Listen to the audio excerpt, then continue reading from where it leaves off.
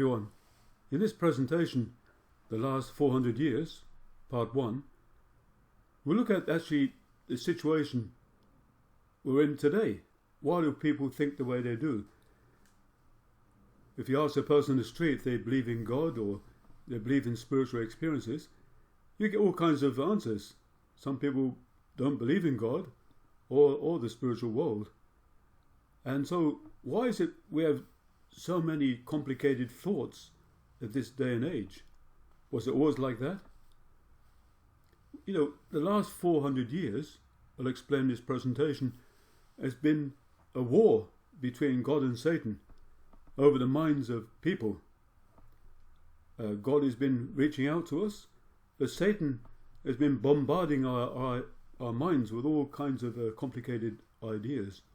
So we need to explore this to find out and understand our situation today. First of all, we look at this.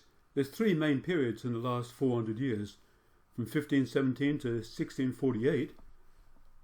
The period of Reformation, from 1648, the end of the 30 Years' War, the French Revolution, the conflict between religion and philosophies, and from 1789, the French Revolution, till the end of the First World War, is a maturing of political structure, economy, and ideology. So we'll go through these briefly. First of all, it's important to understand the church before the Reformation. Before the Reformation, it became corrupted and sold indulgences. But why did it become corrupted? We can see in this Bible passage in Matthew 16:19, where Jesus said to Peter, "I give you the key to the kingdom of heaven. Whatever you bind on earth is bound in heaven. Whatever you bound in earth, whatever you lose on earth will be lost in heaven." So the key to heaven was given to Peter from Jesus. Now, the church at that time, the way they understood this, that the Pope is a successor of Peter, and that Peter has God's or Jesus' authority on earth. So the Pope has a right to forgive sins. So that's why basically they changed Jesus' words and they followed the Pope's words. So the Pope had complete authority. So he could sell indulgences, create all kinds of concepts that are untrue, dogmas, like the idea of purgatory, which are not in the Bible. The idea of purgatory, you can't go to heaven unless you're perfect. So nobody's perfect. So you have to spend time in purgatory. And if you didn't know what purgatory was, they showed many paintings with people in cauldrons being burned in oil, being whipped by devils. And if you pay money to the church by these indulgences, you'll have less time in purgatory. And so this is a great misuse of power. So the church completely become corrupted. The Pope took Jesus' position, basically. And so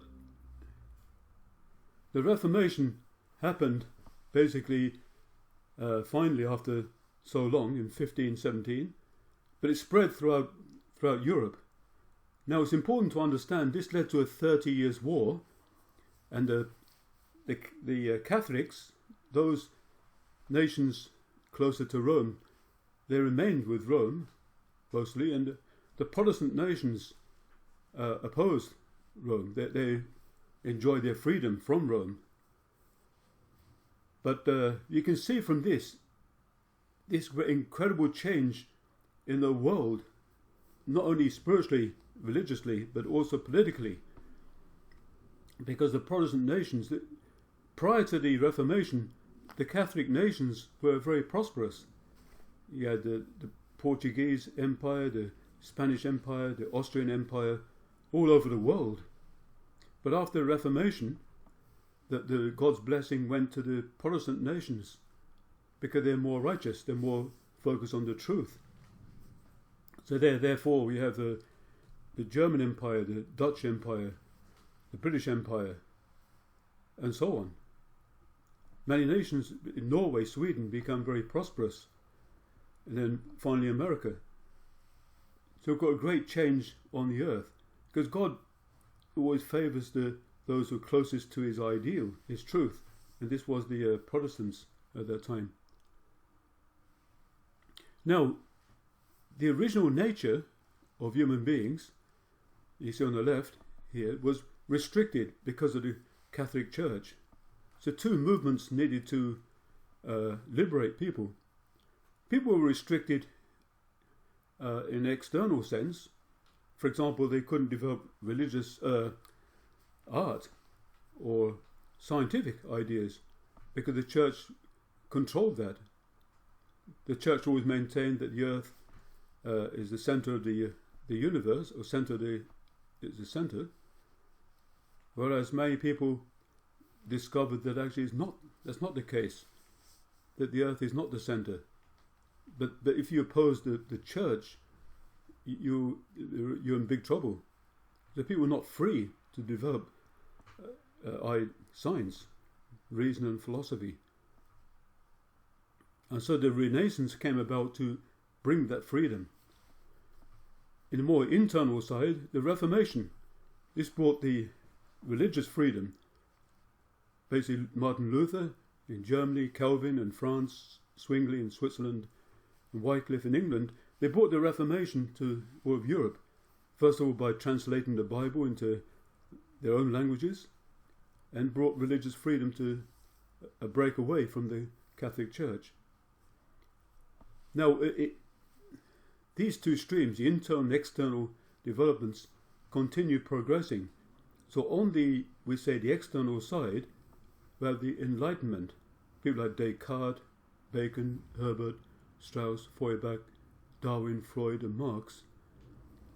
We call these Enlightenment thinkers, because they brought people into a more external way of thinking. So we look at a few of them, basically. We're not saying these people are all evil, not at all. But Satan uses people's minds on the earth. A lot of these people make good contributions. Rationalism, for example, by Descartes, is very useful. It's very important development. People that learn how to reason, they're able to research and have the ability to argue. But the problem but rationalism itself is not the only way you can find truth. And you can't reason religious experiences. So according to rationalism, if you only go the way of rationalism or reason, you discount any spiritual experiences or revelations. So it's an external way of pursuing truth.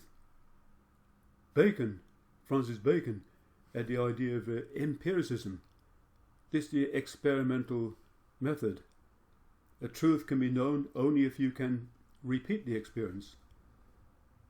This works in many things, but of course it won't work with spiritual experiences.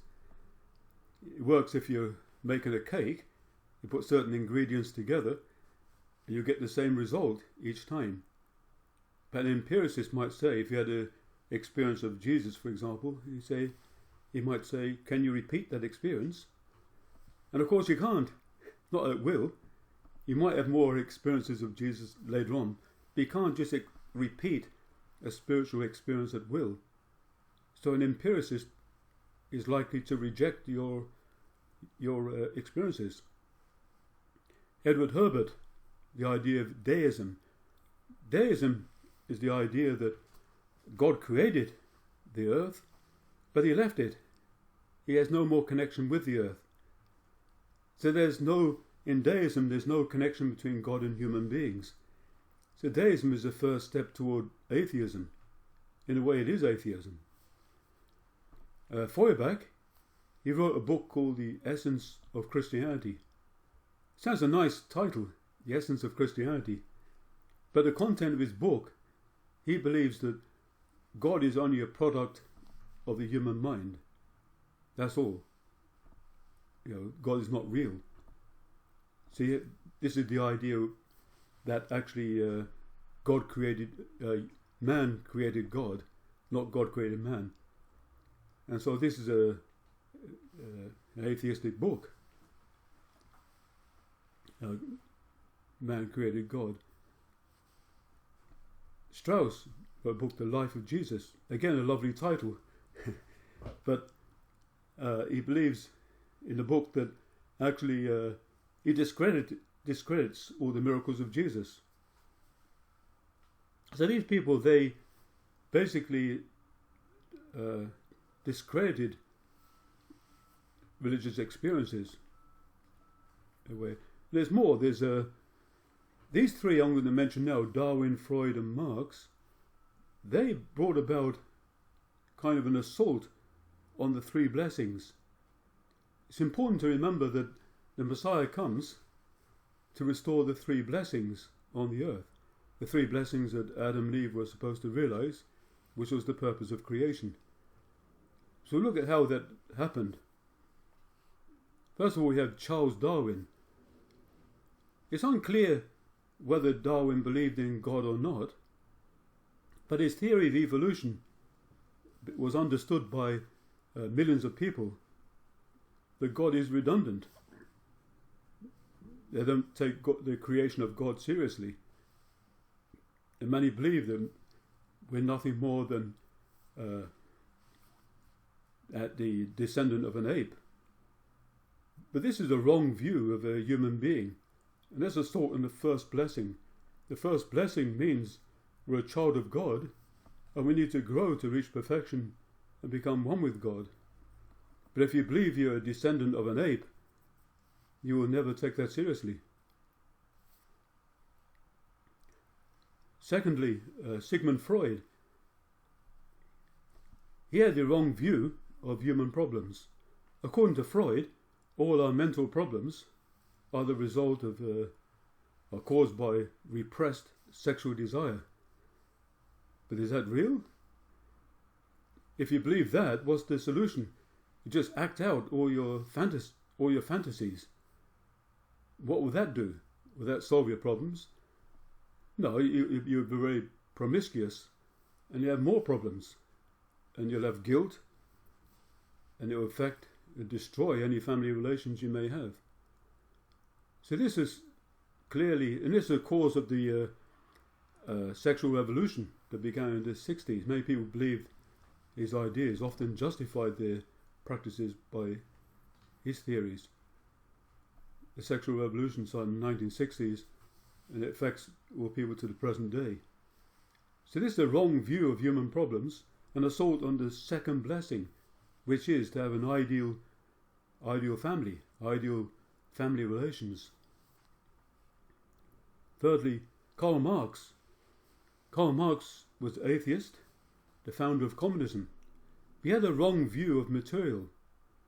For Karl Marx, a human being is just part of matter. He has his theory, the Labour theory of value. A person's value is how much he works.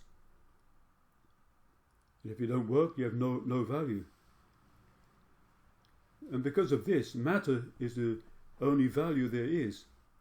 And for this reason, in communist countries, they killed millions of people.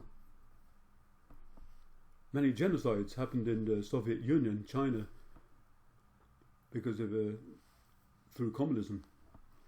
So that's the wrong view, and that's an assault on the third blessing, where man is to have dominion over creation, not matter. So this is how Satan's work through these people, and they affect us. They affect everyone to the present day. But God has been working also to bring us back to faith and mystical experiences in relationships with God. So we can see two trends. These people I mentioned, they tried bringing our people's minds away from God, where God is unnecessary. They can focus on reason and other things. But God is still worked through various other, we say, able type thinkers. So we'll look at this in the next presentation, and part 2 of the last 400 years. So thank you very much.